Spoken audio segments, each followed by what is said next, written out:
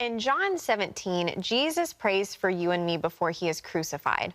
In this prayer, he asks for the Father not to take us out of the world, but to keep us protected while we journey through it.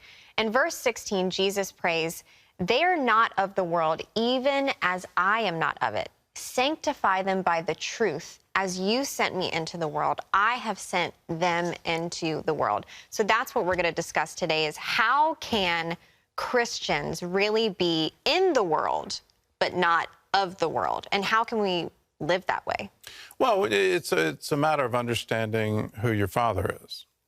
So if you really understand God is your Father, that he's not some faraway, dwelling in some place you can never have any access to. Yeah. But when you finally get that you're made in his image, that he breathed life into you, and because of that, you became a living soul, that we all go back to the first Adam, who is listed in the genealogy of Jesus as a son of God. When you get that, then suddenly everything starts to change for you. This isn't a minor revelation. This isn't just an aha moment. This is transformative, that children of God do things differently, that we're not of this world. Yeah. We are from him. We're of God. Yeah. And we are supposed to be like Jesus. As he was in the world, so are we. That is not something you do with willpower. That's not something that, let's all be perfectly obedient and all of that. But when you realize his breath is in you, you let that inspire you. You don't try to do it in your own effort. Yeah. When his breath is operating in you, the Holy Spirit is operating in you, regenerating you, giving you newness of life every single morning. Behold, all things are made new. That can be every morning. His mercies are new every morning.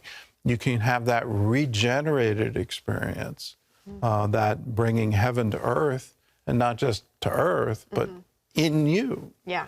And then things really change. Yeah.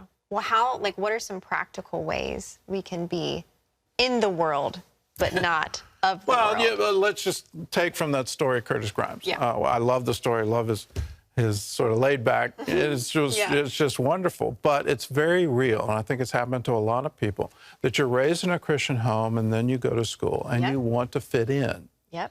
That's what he said. I was just hanging out with the guys, and I wanted to fit in.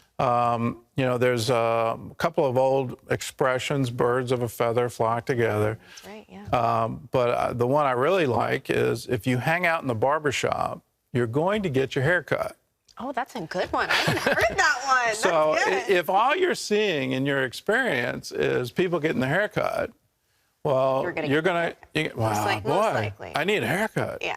Yeah. So if you're hanging out with the fellows, and what the fellows are doing is seeing how many beers they can down, and trying to score with girls and all of that, then you're going to adopt that value system.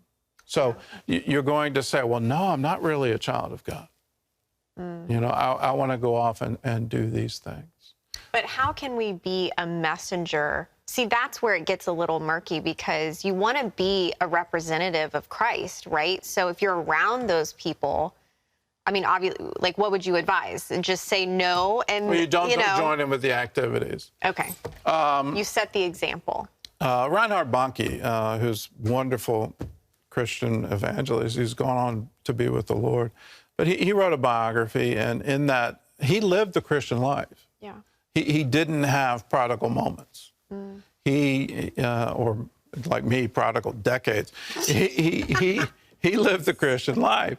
And in that, when all the fellows in high school were sort of exploring sex and all of that, he said, well, I can't do that with girls. I'm going to have to preach the gospel to them.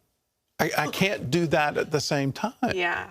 Yeah. Well, when you have that attitude, that if it's not God ordained and within the confines of a covenant relationship, that God's not trying to deprive you of things. He's trying to say, this is the best way to go. Yeah.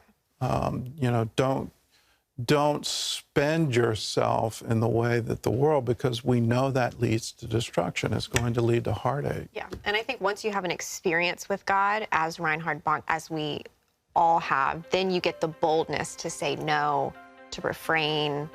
Yeah. Yeah, and you get boldness from spending time with God. Exactly, yes. You know, get that newness every single day. It's always available to you. Hello, I'm Gordon Robertson. Thanks for watching the video. Be sure to like, subscribe, and hit the notification bell for more encouraging videos like this one. Welcome to the 700 Club Interactive family, and God bless you.